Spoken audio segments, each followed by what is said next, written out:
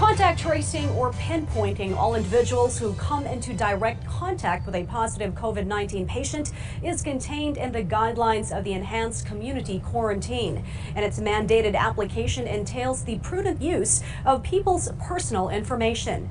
The positive identification of COVID-19 patients is to ensure all transactions by government and law enforcement officials are above board, that PTV's Leonor Ordonez takes on in this report. The Interagency Task Force for the Management of Emerging Infectious Diseases assured the public that the Data Privacy Act will be maintained. This even with their new directive ordering the mandatory disclosure of personal information for COVID-19 confirmed cases. According to IATF spokesperson and Cabinet Secretary Leonor Ordonez, the patients will only report to the Department of Health and not to the public. Yung Department of Health, kailangan i-share niya ang data na yon para matulungan siya ng mga LGU at ang ating Philippine National Police at iba pa nating law enforcement agencies para tulungan po ang gobyerno, ang pamahalaan sa contact tracing. But sa lahat ng bagay na to, so meron data sharing, no, ng DOH with the law enforcers, the LGUs. Pero sa lahat ng bagay na ito, data sharing, contact tracing at lahat ng iyan, kailangan mananatili pa rin po yung data privacy law natin. Secretary Nograles said intensified contact tracing and mass testing can truly help in containing the outbreak. But he clarified about the public's misperception on mass testing. Nabanggit na po ni Chief Implementor Secretary Galvez na by April 14, ika nga niya, ay magkakaroon na ng mass testing. So let me qualify, no? Ang ibig po niya sabihin sa mass testing ay yung kailangan ma-test ay dapat ma-test. Tugma po yan sa plano ng pamahalaan at ng gobyerno na by today, ang ating mga quarantine at isolation facilities tulad ng PICC, World Trade, Ninoy Aquino, lahat po yan ay dapat open na para mag-accept na at tumanggap na po ng mga PUIs sa kanilang mga isolation at quarantine facilities. The IATF spokesperson also stated transparency is important in the government, most especially now amid the health crisis. Hence, he strongly denied circulating issues that there are some concealment when it comes to cases tally. It's not government policy to conceal.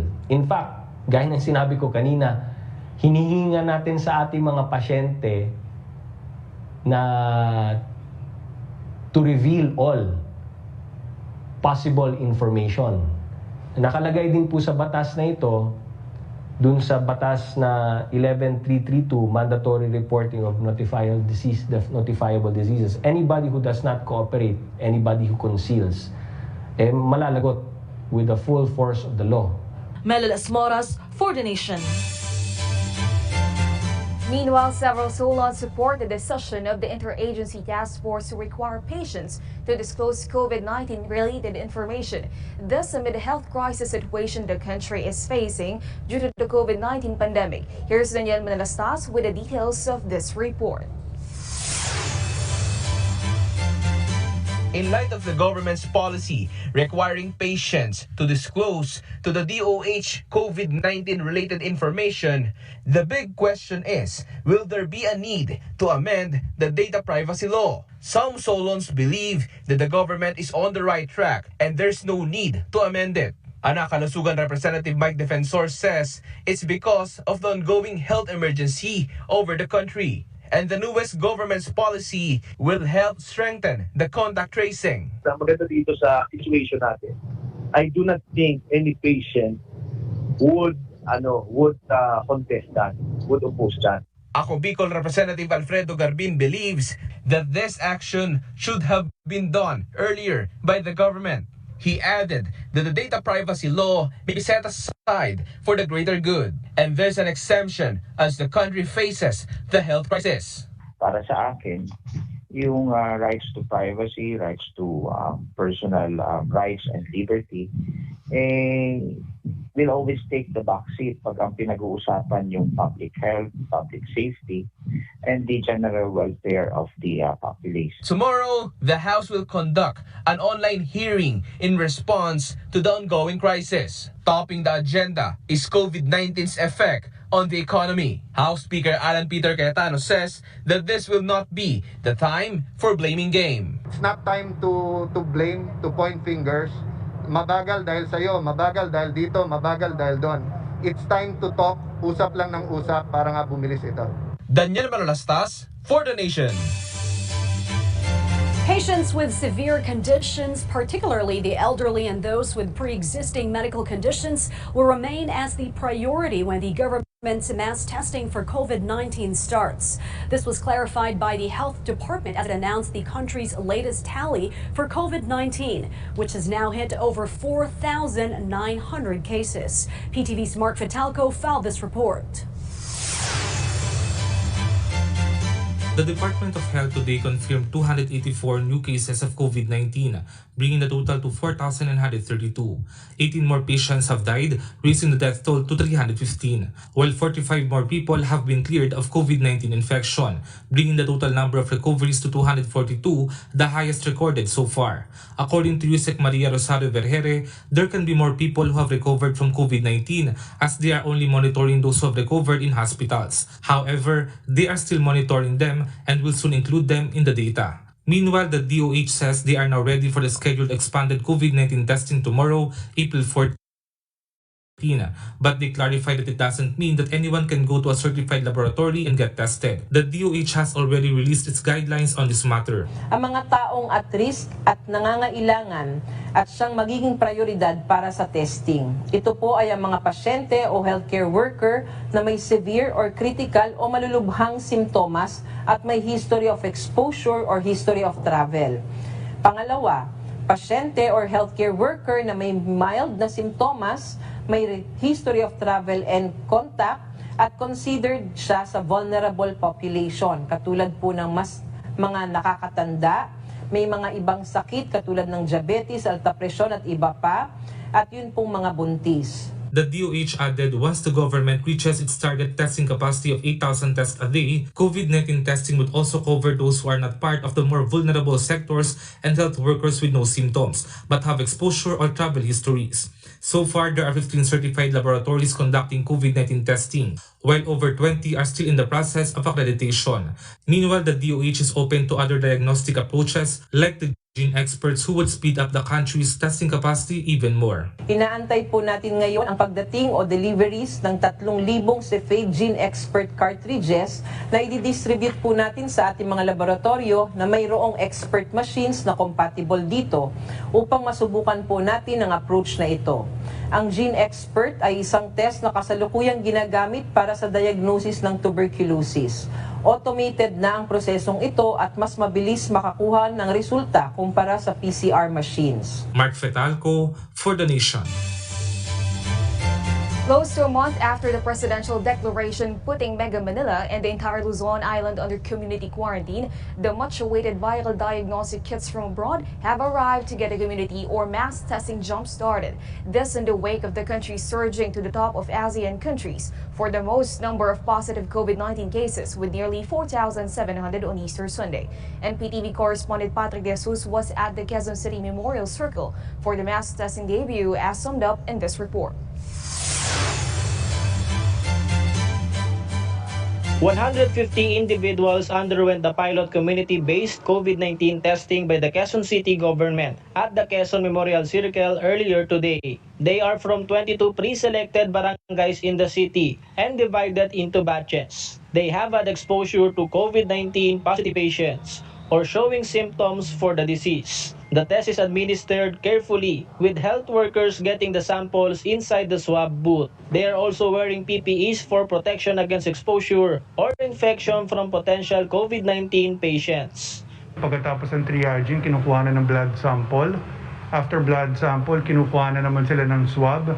And then after all the processes na dumadaan dito, dediretso na sila sa Hope facility natin for proper quarantine and care. The samples will be brought to the Research Institute for Tropical Medicine or RITM, and the results will be released after 3 to 5 days. Currently, the Quezon City LGU is coordinating with St. Luke's Medical Center and the Lung Center of the Philippines for faster processing of the results. They are targeting this week to test 1,000 individuals. But the LGU is also planning right now to do community-based testing in other areas through satellite locations. Makikipag-meet ako dun sa head ng aming infectious disease dahil kailangan namin kunin yung data ng mga iba't ibang barangay na manggagaling sa aming health centers para ma-assess namin kung saang area namin magkakaroon ng ganito pang swab centers. Meanwhile, the Rosario Maclang Bautista General Hospital in Quezon City will not admit new patients for the meantime as it is undergoing thorough disinfection that will finish in 2 to 3 days. This after 15 doctors, nurses, and support staff of the hospital tested positive for COVID-19. The recovery, so we're providing the best support for them. In Balintawak Market, there are still many people despite the new guidelines. Only wholesale operations are allowed by the Quezon City LGU, and the retail businesses have been suspended for the meantime, as agreed upon by 7 market owners. Personnel from the PNP, MMDA, and QC LGU are monitoring the market and continuously remind shoppers to observe social or physical distancing. Patrick De Jesus for The Nation. In the meantime, more and more of those believed to be virally compromised will either be counted out or confirmed in the nation's capital as it sets out on its mass swab testing that began today at the city's health department. The max number of daily and weekly tests, the participating clinical facilities and hospitals summed up in this report from PTV correspondent Luisa Erispe. The city of Manila started their localized targeted mass testing for COVID-19. This diagnostic test will prioritize persons under investigation or suspected individuals, including frontliners and individuals showing symptoms of the virus. Yung PUI na nakapila, sila yung unang testingin. Katulong natin ang DOH, PGH, RITM. 232 swab tests every day, or a total of 1,624 COVID-19 swab tests will be conducted every week. These test kits will be provided mainly by the Department of Health. And aside from the Manila Health Department, the local government of Manila also assigned 6 other hospitals to conduct swab testing. And the Philippine General Hospital, or UPPGH, and the RRTM will be in charge in the processing of results. The local government, on the other hand, reminded the public that there is no need to go to the hospitals if there are no symptoms observed. Rather, stay at home to prevent a spread of the virus. Luisa Erispe for The Nation. The Rizal Memorial Sports Complex is now ready to accept COVID-19 patients. This sports facility turned quarantine site is just one of the We Heal as One centers prepared by the government to detect and isolate individuals more effectively and properly. More of this report from PTV senior correspondent Eunice Monte. With the rising number of COVID-positive cases, the government already created more facilities to cater to the patients of the pandemic. Rizal Memorial Sports Complex is one of the We Heal as One centers now ready to accept COVID patients. Through these facilities, the government can now detect and isolate individuals the proper way. Ngayon, meron tayong mga ganitong pasilidad, meron silang takbuhan kagad. Asymptomatic, takbo kagad dito.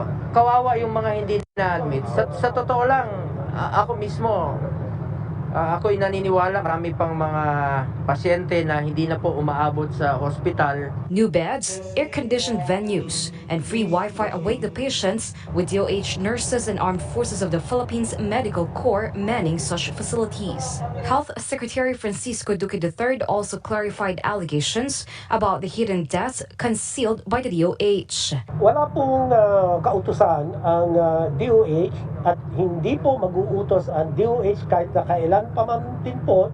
Some rules for admission require X-ray, CBC, and urinalysis test. Other than the effort to flatten the curve, Senator Go also emphasized that the President is now doing the necessary improvements to cater to the needs not only of the poorest of the poor. Susunod na rin po yung paakyat naman tayo dito sa lower middle class unahin ng dole yung tulong sa mga empleyado. Paakyat, dahan-dahan po ito. Gusto ni Pangulong Duterte, di naman natin lahat kayang pagbigyan, sabi nga niya. Pero sa abot po ng makakaya ng gobyerno. PICC and World Trade Center were temporarily converted as quarantine facilities. Eunice Samonte for The Nation. The Philippine Coast Guard assumes an all-hands-on-deck readiness in the nation's war against the global health scourge. It is taking its cue from the commander-in-chief who last week or even earlier signified to have the presidential yacht put to good use by having it made over into a quarantine facility for COVID-19 patients. PTV correspondent Bea Bernardo has the full story.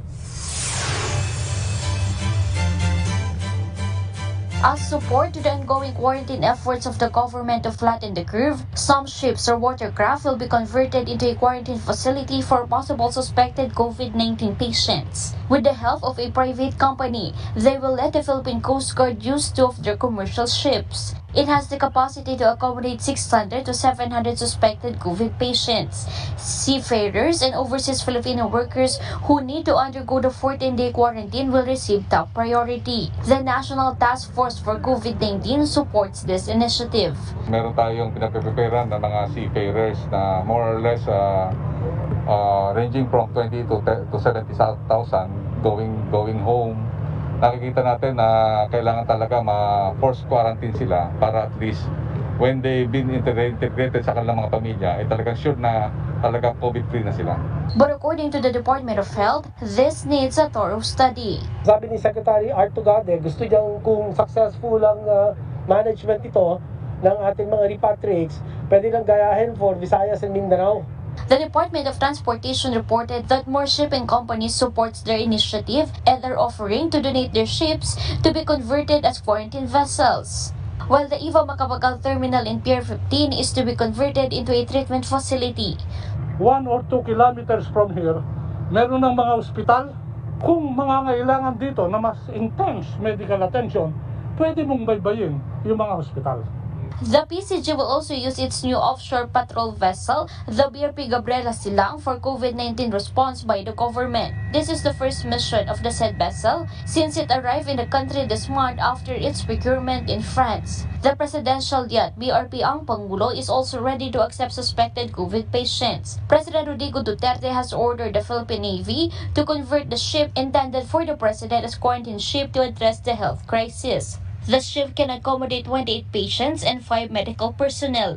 Bea Bernardo for The Nation. With an increasing dearth in hospital beds and clinical facilities to accommodate the expected surge of COVID-19 over the subsequent days as a result of massive diagnostics testing, the country could use all structures and buildings that can convert to shelters or treatment facilities for COVID-19 patients and those under probe or monitoring. In the nation's state universities and colleges, their campuses and classrooms somehow fit the bill, as we hear from PTV's Sandra Samala. Some state universities and colleges in the provinces are being converted into quarantine centers or community-based isolation units. The Commission on Higher Education formed a group of public health experts to ensure that SUCs comply with set protocols. This was led by Dr. Vicente Belizario Jr. of the University of the Philippines. They also created guidelines for this purpose. The CHAD will conceive and promulgate the policies. It will also monitor and evaluate the quarantine facilities. The Commission will also give a technical advice when it comes to the establishment and maintenance of the quarantine facility. So, dapat titignan muna nila ilan ba ang kasya, ano yung carrying capacity, pag nagpatayo ng pag-in-improve yung facility, madali bang gawin, yan yung mga unang tinitignan nila. So kung may viable facility na, that is the time that we start discussing electronically. Meanwhile, the local government unit along with health experts will make sure the facility has proper sanitation, health controls, and proper treatment of PUIs and PUMs. The Central Bicol State University of Agriculture is one of the temporary quarantine centers. Daily monitoring, but we have to submit our monitoring weekly to the central office. 6 rooms lang siya as of the present. May laman siyang 7-8 room na PUM.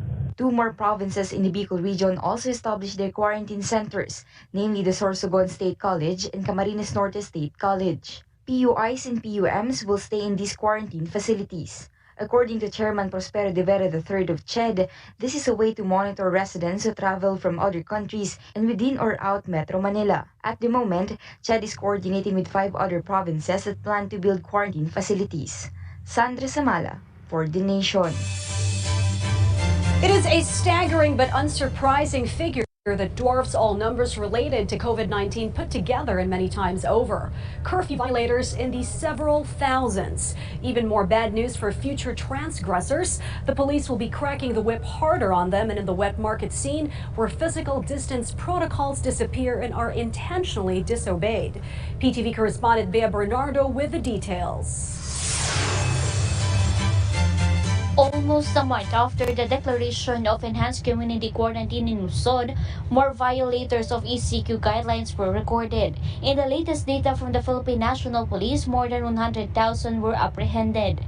Of this number, 26,000 were arrested. In line with this, National Task Force for COVID-19 Chief Implementer Secretary Carlito Galvez Jr. said that NTF Chairman Secretary Delfin Lorenzana ordered a stricter implementation of checkpoints in Metro Manila. Since more people keep on violating the ECQ guidelines, they are also coordinating with Metropolitan Manila Development Authority to reinforce checkpoint security. Susi sa tagumpay ang pagkakaisa at kooperasyon ng bawat mamamayan. Kaya ang lahat po ay pinag-uusapan na sumunod, nakipagpagtulungan sa pamahalaan. Stay at home. Kung hindi, ay masasayang lamang ang lahat ng ating pinaghirapan nitong mga nakaraang linggo. Meanwhile, the PNP will deploy more cops in public markets, following reports that people flock to public markets in droves, which alarmed the authorities. According to Joint Task Force Coronavirus Shield, Commander Police Lieutenant General Guillermo Eleazar, PNP Chief Police General Archie Gamboa has directed all local police commanders to intensify measures to ensure a smaller number of market shoppers for social distancing compliance. The official also said only a limited number of people should be allowed inside public markets, supermarkets, and even in grocery stores.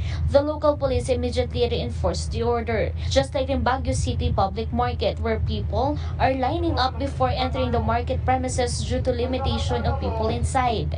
While in Occidental Mindoro, police were seen roving all over the market facility to remind people about social distancing.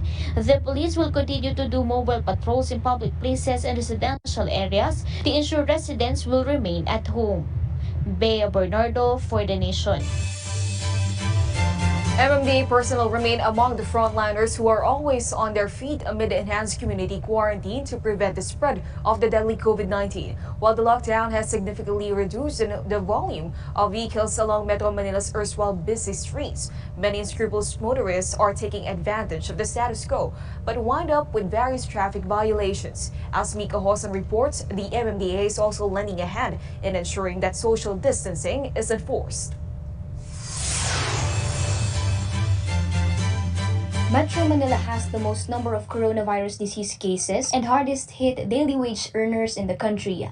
Different measures have already been taken, including the passage of resolutions, including social amelioration packages or SAP distribution, and anti-discrimination against COVID-19 patients and frontliners. Sa dami po ng report na natatanggap dito sa Metro Manila ng mga nasasaktan po nating health workers, OFW, mga nabubuli po, mga sinasaktan po sila physically, verbally, mainam po ma'am na through this resolution, bawat local government po ay magpapasa ng ordinances na magpaparusa po sa mga mananakit sa ating mga health workers. According to Pia Lago, the MMDA continues to monitor major roads and crowded places to ensure order. Kagaya ng ilang palengke, Balintawak, Commonwealth, NEPA Q-Mart, kung saan po marami pa rin po tayong mga kababayan na hindi sumusunod sa social distancing. They have also placed misting tents in a number of public hospitals for assistance to local health departments. In addition, its free rides to frontliner service continues. Meanwhile, the MMDA has been recording no less than 27 traffic violations on major intersections every day. Some of the moving violations include overspeeding, beating the red light, and reckless driving. Nangunguna po sa ngayon, ma'am, yung bilang po ng mga mahilig mag-drag race, no? Paalala lang ho, sa lungsod po ng Parañaque at Pasay, kasama po yan sa aming mga violations, sa aming traffic violation receipt. 5,000 pesos po ang fine dyan sa Parañaque, 2,000 po sa Pasay. Mika Hoson for the Nation. News Headlines returns after the short break. Don't go away.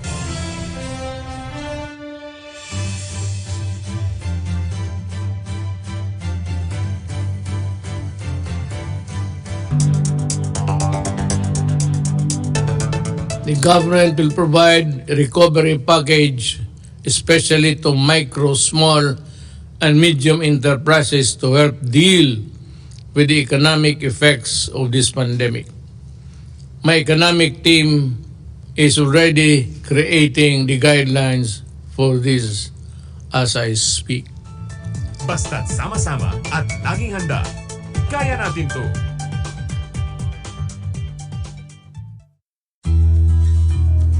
Para tugunan ang dagliang pangangailangan ng bawat Pilipino dahil sa epekto ng COVID-19, pinagtibay ang Republic Act 11469 o ang Bayanihan to Heal as One Act. Sa ilalim nito, may emergency subsidy na ilalaan para sa ilang milyong pamilyang Pilipino na pinakaapektado ng kasalukuyang krisis.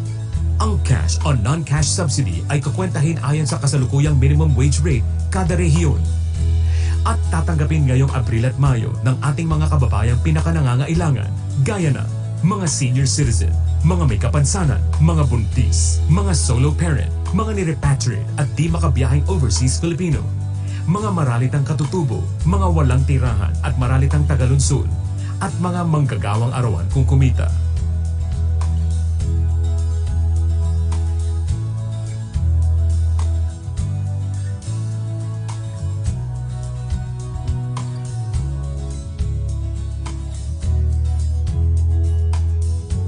Magpapatupad din ng Enhanced and Expanded Pantawid Pamilyang Pilipino Program sa loob ng 2 buwan, kung saan mas maraming Pilipino ang makikinabang. Ang DSWD ay mamamahagi ng mga Social Amelioration Card at makikipagtulungan sa mga LGU at barangay upang matukoy kung sino-sino ang mabibigyan ng ayuda sa ilalim ng mga programa.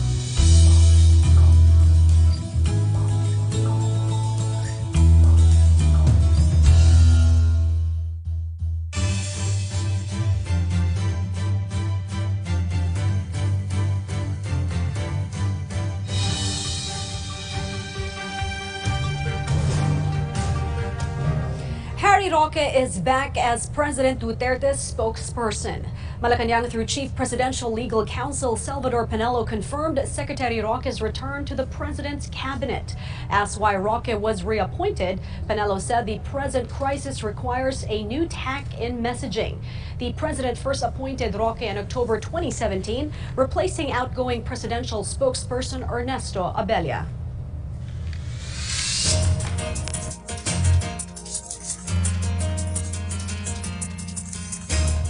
The Department of Agriculture has extended the imposition of suggested retail price for basic agriculture and fishery products to protect consumers against price irregularities in local markets amid enhanced community quarantine in Luzon. In a new administrative circular signed by Agriculture Secretary William Dar, a price freeze for rice and other agricultural commodities will also be in effect in Metro Manila. Plazel Perdilla reports. The Department of Agriculture or DA has expanded its suggested retail price or SRP on basic agricultural products in an administrative circular issued by Agriculture Secretary William Dar. Effective today, the SRP on rice is strictly implemented.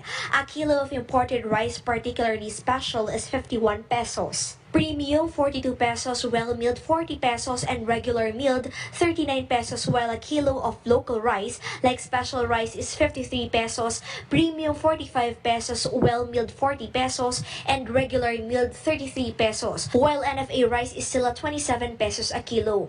They also issued SRP on local GG, pork loin, chicken egg, and cooking oil. The agency emphasized the previous SRP of some agriculture products is still in effect. The Agriculture Agriculture Department warned businessmen agricultural products should not be sold beyond their SRPs. DA will not hesitate to penalize abusive retailers. Sampalan natin agad-agad.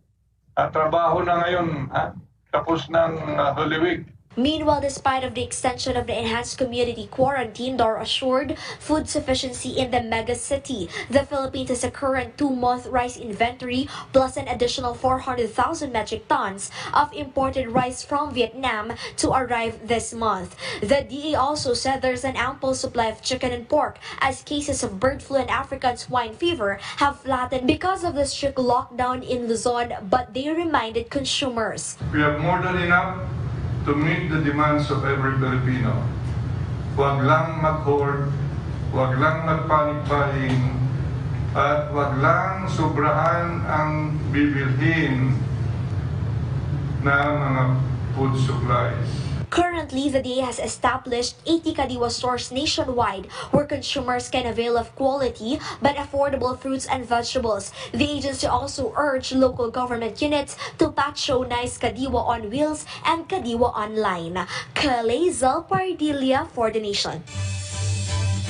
Want to cut back on trips outside the home for errands on essential survival supplies and lessen your risk odds for viral infection? Choosing nutritious foods with long shelf lives and even longer ref storage can help. PTV correspondent Naomi Tiburcio enumerates these food items and other details in this report. Amid the enhanced community quarantine, experts suggest to refrain from going outside the house. But if necessary, a visit to the marketplace to buy household food supplies should last for at least a week or more. On your next marketplace visit, take note of a few grocery essentials list. According to an expert, staple foods such as rice, sweet potato, corn, taro, and egg. But how can you prolong the shelf life of other foods such as fruits? Nutritionist Janice Piedad says it depends on how the food is stored. Hindi kasi lahat ng prutas ilalagay sa ref.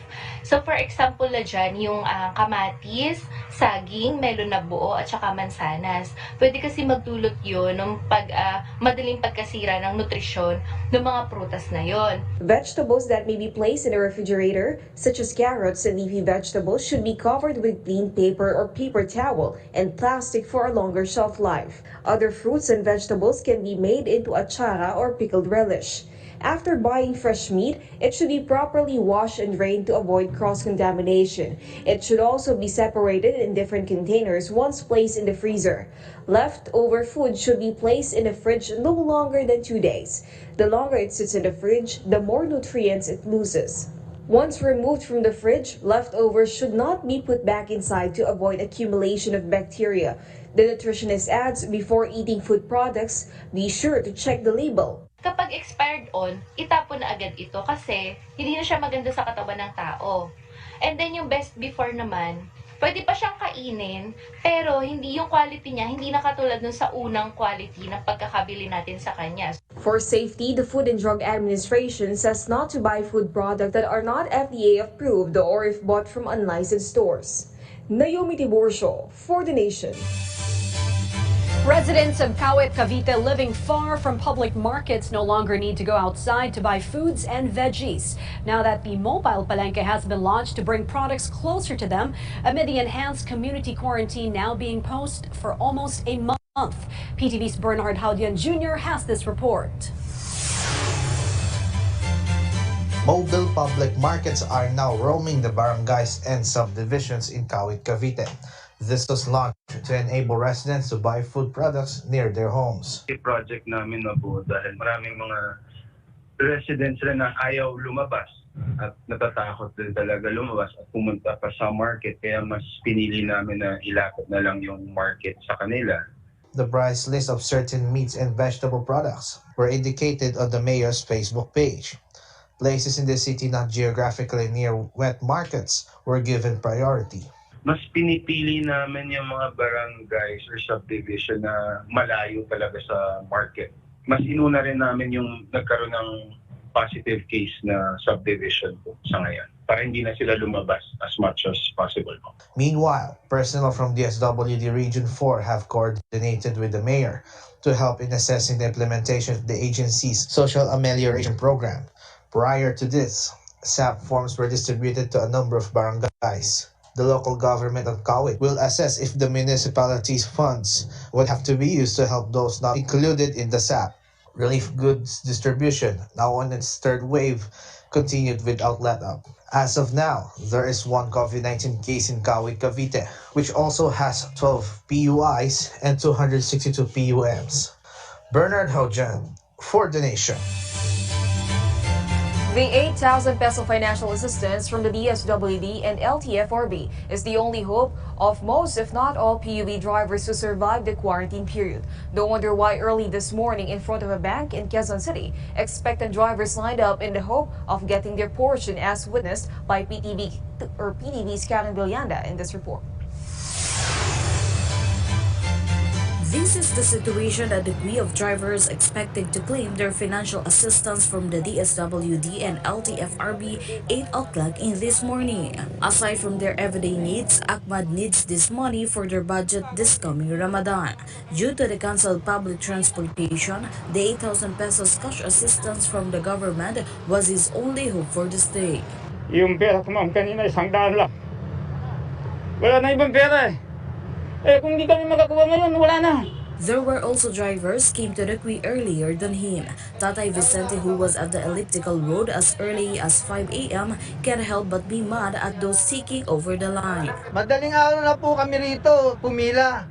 Ang hirap sa mga tanghali, gusto mauna pa sa maaga. To have an organized system, the bank eventually gave quick cards numbers to the drivers. At first, social distancing can barely observe because of the long line. That is why the authorities came to remind and guide the drivers.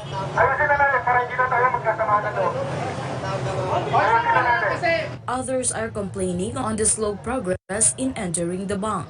But the land bank said they are also in a skeletal workforce. That is why only 2 of their personnel are giving service to the drivers. But due to the situation, they immediately added more personnel inside. The DSW tasked to organize the schedule of the drivers at the bank is open for a suggestion. Pwede naman tayo mag-alphabetical ng mga pangalan. Pwede alphabetical, sabi natin, okay, ito mga lahat ng mga pangalan na kumpisa ng letter A, B, and C. Ito yung time ninyo, something like that. Karen Villanda for The Nation.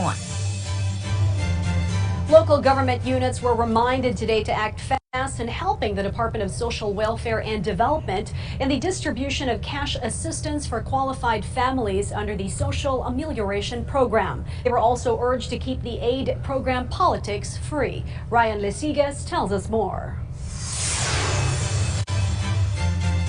The government is receiving complaints until now from the residents regarding the distribution of the Social Amelioration Program or SAPA. Most of the complaints are about the alleged selective distribution of the financial assistance by some local government units. That is why the Department of Interior and Local Government warned the local officials. DILG asserted that annoyingly, intruding on politics are highly discouraged when providing the help to each of the family. Because of this, the residents were persuaded to communicate if they have proof wherein SAP is being provided to unqualified families. Ipaalam nyo lang po sa amin o kaya naman sa aming regional, provincial, or municipal offices para po makalap namin ng ebidensya para makapagsampa po kami ng kaso. Ayon po sa Bayanihan Act, pwede pong makulong hanggang 2 buwan o mapagmulta ng hanggang 1 milyon ang sinumang local government official na magbabiolate dito sa Bayanihan Act. DSWD Secretary Rolando Bautista also says that they are expecting more numbers to receive SAP in the next days as it will be continuously distributed. On April 2, 2020, DSWD already received 100 billion budget for the SAP from DBM. In 24 hours, DSWD was able to download 80 billion pesos to all the field offices, including BARMM, for the emergency assistance for the non-4-piece low-income families. From April 3 to 5, they already give subsidy for more than 3.7 million members of 4-piece with a 16.3 billion budget. As of today, 77,244 low-income non-4-piece families from different regions received the help amounting to more than 424 million pesos. DSWD already provided other assistance like COVID-related concerns, including medical and burial assistance. For the grievance with regard to SAP distribution, Bautista says that they now have ways, which is open 24/7, to receive complaints. Ryan Lisiges for the Nation. The relentless sweep of the coronavirus spares no strata or sector of the society from its unforgiving grip. From the high and mighty on one end to the poor and powerless on the other, and everyone else in between. Among those hit hard and needing a financial lifeline are the micro, small, and medium businesses in danger of going broke and bankrupt as a result of the extended enhanced community quarantine. PTV's Hazel Pardilla has more. The Department of Trade and Industry or DTI will help micro, small, and medium enterprises or MSMEs hit hard by the COVID-19 crisis.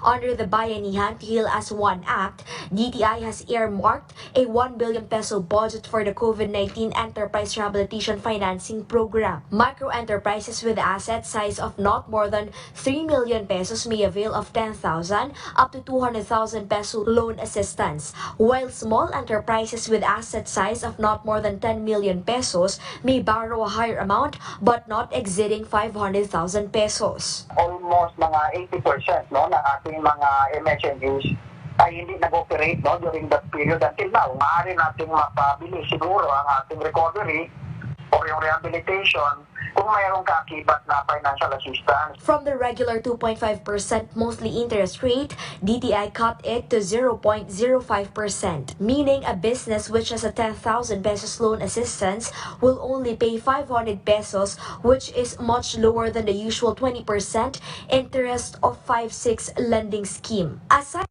from this, DTI also allocated 200 million pesos worth of subsidies for small businesses. So yung mga sinasabi nating mga vendors, no, kasi ang qualified or amount na kanilang pwedeng ma-avail dito claim ay hanggang ano lang ito no, hanggang 8,000 pesos. Loan assistance and subsidy can be availed after the enhanced community quarantine period ends. Meanwhile, DTI reiterated mall operators and commercial landlords were ordered to waive lease and or rental payments and other fees for stores that were forced to shut down during the community quarantine. SB Corporation, an attached agency of the DTI, is offering a 1-month moratorium on loan payments covering the period of March 16 to April 14, 2020 for its MSMEs, borrowers, and partner financial institutions. Hazel Pardilla for the Nation.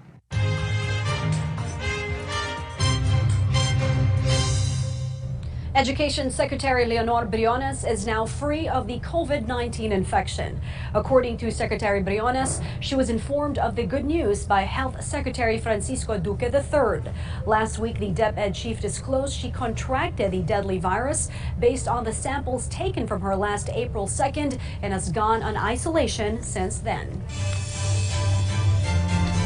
First, it was the men in blue, the soldiers of the Republic and their commander-in-chief, and then the Solons and senators who craft the country's laws and took their turn. Now, the guardians of our penal institutions have joined the bandwagon to take a slice of their take-home pay to share in the bankrolling of the nation's COVID-19 operations, as summed up in this report from PTV's Kenneth Paciente.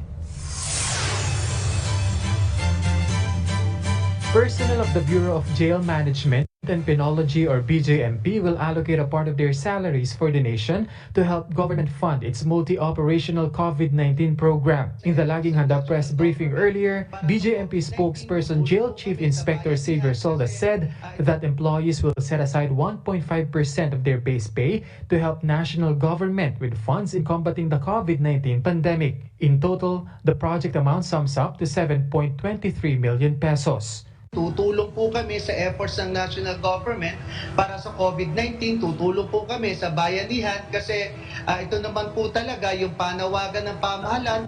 All BJMP staff across the country will take part in this, which is tentatively set for May. Meanwhile, the BJMP has now 21 persons deprived of liberty under monitoring. They have gone through swab testing and are now awaiting the results. These PDLs are now in isolation while recuperating. Moreover, the institution maintained that all their jail facilities remain COVID-19 free. Nag-declare na po kagad tayo, no, maaga pa lamang ng jail lockdown sa lahat ng ating mga jail facilities, hindi lamang po dito sa Metro Manila, no, na parang epicenter na nitong COVID-19, kundi sa 468 po na jail facilities natin sa buong bansa. The BJMP likewise ensured PDL's mental health through conducting activities like regular dialogues with the inmates. On top of this, PDLs make themselves busy in making personal protective equipment to be handed out to the frontliners. Kenneth Pasyente for The Nation. More and more decontamination and sanitation tents were set up across the Caraga region by the Public Works and Highways Department in a bid to curb the spread of the coronavirus infection. Jennifer Gaetano of PIA Caraga with the full details. With the aim to continuously shield the Caraganans from the deadly COVID-19, the Department of Public Works and Highways or DPWH Caraga has put in place some 30 decontamination and sanitation tents as well as gantry facilities in the different areas of the region. According to Engineer Paul De Los Santos, Regional Director of DPWH Caraga, this is just one of the many initiatives of the agency in helping the government avert the spread of the said virus. Naging partisipasyon namin dito sa COVID na dito sa ating problema. Una na nagtayo kami ng mga sanitation tent. Yung aming evacuation center, kinonvert namin sa isolation. Apart from this effort, the DPWH Caraga together with the Land Transportation Office has provided free rides for the health workers. This would help ease the burden of the health workers in going to their workplace. This move by the DPWH and the LTO has gained positive feedback from the frontliners. For Sarah Jean Varon, a nursing attendant of Butuan Medical Center, which is one of the referral hospitals in Butuan City, she is thankful to the concerned agencies for showing their concern and for taking immediate action as the enhanced community quarantine is already implemented in the region. Pasalamat ko sa ihatod mi na libreng sakay. Salamat kay sa ilang mga suporta o sa ilang kaayo sa amoa. LTO Operations Chief Urbano Maglinas Jr. also revealed that even before the declaration of the ECQ, the LTO has already launched the Libreng Sakay or free ride for the frontliners, considering that the operation of the public utility vehicles has been temporarily suspended. Yung problema ngayon sa transportation natin, na-i-address agad natin, lalo na nung immediately declare ng enhanced community quarantine. So since nandun na yung 3 behikulo natin, agad na narespondihan yung pangangailangan doon sa kakulangan ng transportasyon, lalo na yun sa mga health workers. Maglinis added that LTO Regional Director Nordi Plaza has emphasized to all their district offices to give due attention to the transportation needs of their personnel and that there was already an agreement between the LTO and the bus company to render their services. With Nora Lanuza, Jennifer Peña Gaetano of the Philippine Information Agency Caraga for The Nation. 3 residents of Sitio Zapatera in Cebu City have tested positive for COVID-19. This prompted the local government of Cebu to place the community under total lockdown, appointing the police force to strictly implement the containment measure. PTV Cebu's John Roa has the full details. Sitio Zapatera of Barangay Luz in Cebu City has been placed under a total lockdown after 3 residents tested positive of COVID-19. According to a barangay official, the entry and exit movements of the people of the said place are prohibited until the lockdown is lifted. Policemen are securing the area to ensure that the containment measure is strictly implemented. They already have a movement inside the Sitio Zapatera.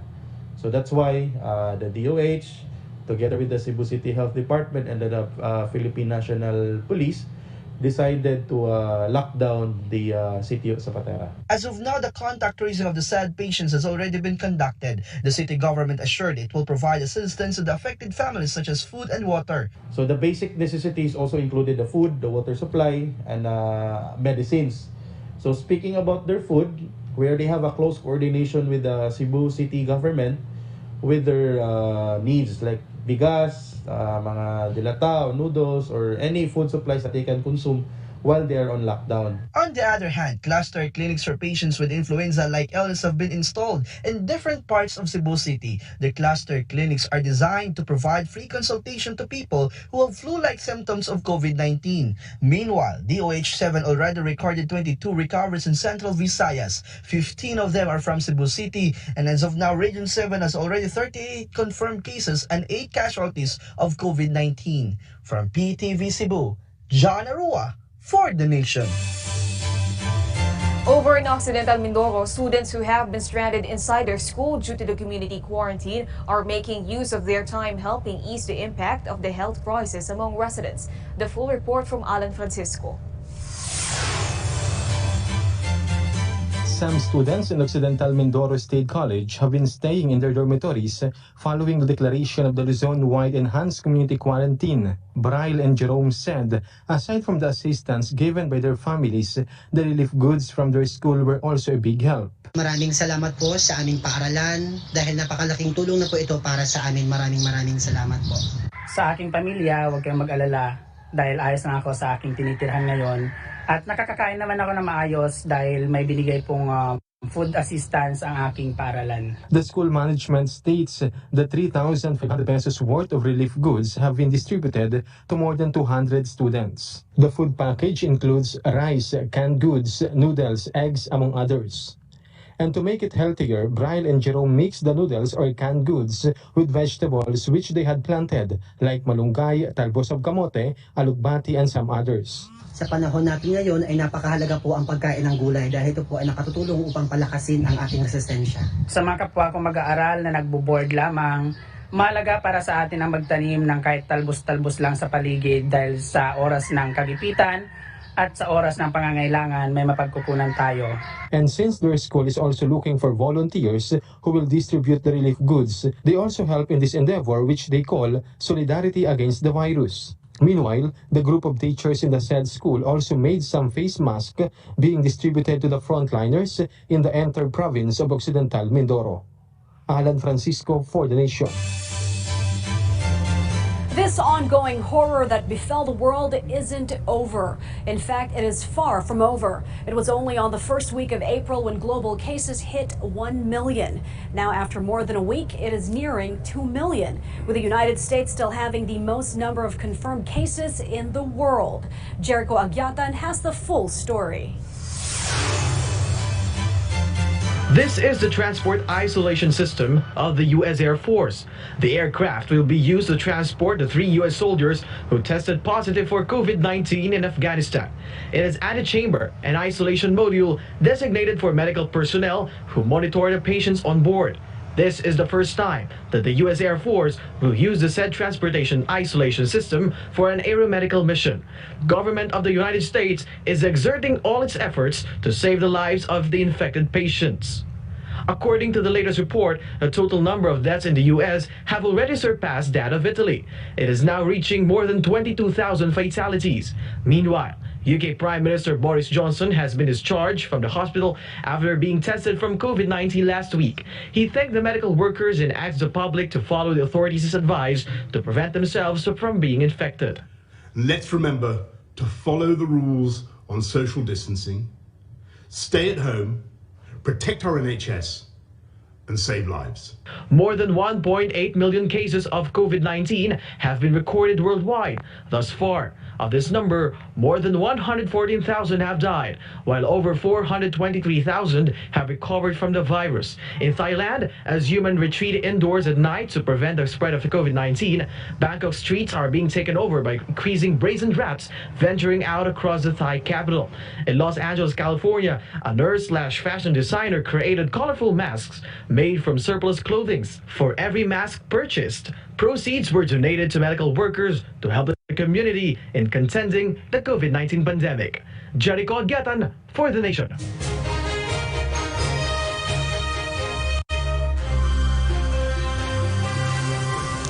The FDA commissioners as the model show the United States is close to the peak of the coronavirus outbreak, with federal social distancing guidelines due to expire at the end of April. But exactly when the economy will be back up again is still too early to tell. VOA's Elizabeth Lee has more. When life will be back to normal is still uncertain in the U.S. If you look at what we're doing, we're looking at a date. We hope we're going to be able to fulfill a certain date, but we're not doing anything until we know that this country is going to be healthy. Even when the economy opens up again, White House officials expect to see new cases of coronavirus. The response will include a diagnostic test and a new antibody test to see if anybody who has already been exposed may have immunity. U.S. President Donald Trump says there is no need for mass testing across the country, but something more strategic as to who gets tested and focusing on hotspots. The Food and Drug Administration Commissioner Stephen Hunt says several factors should be considered, including the underlying characteristics of the person, whether they're more susceptible to a more serious outcome from COVID-19, where they live, what the prevalence of the disease is in the environment, and whether they've had a diagnostic test that's positive previously or not. One factor is statistics showing the coronavirus is disproportionately affecting Black and Latino communities, which led the U.S. Surgeon General to deliver this message. We need you to understand, especially in communities of color, we need you to step up and help stop the spread so that we can protect those who are most vulnerable. An emerging hotspot is Baltimore, Maryland, near Washington, D.C., which is predominantly African American. An almost completed study found African Americans make up more than half the coronavirus deaths in Maryland, but they are only 31% of the state's population. Well, this disparity among African Americans is very disturbing. The vast majority of our resources are focused on that Baltimore-Washington corridor and these communities that you're talking about. In the meantime, White House officials are struggling with a date for things to be back to normal again. I'm going to have to make a decision, and I only hope to God that it's the right decision. But I would say without question, it's the biggest decision I've ever had to make. As Mr. Trump weighs health data and safety with the toll the pandemic is taking on the economy. IATF spokesperson Carla Nograles says patients who will not share COVID-19 related information to the Department of Health will be penalized. The Philippines' COVID-19 death count climbs to 315 as the total number of infections reaches 4,932 with 242 recoveries. The Department of Health launches the scheduled expanded COVID-19 testing tomorrow, April 14th.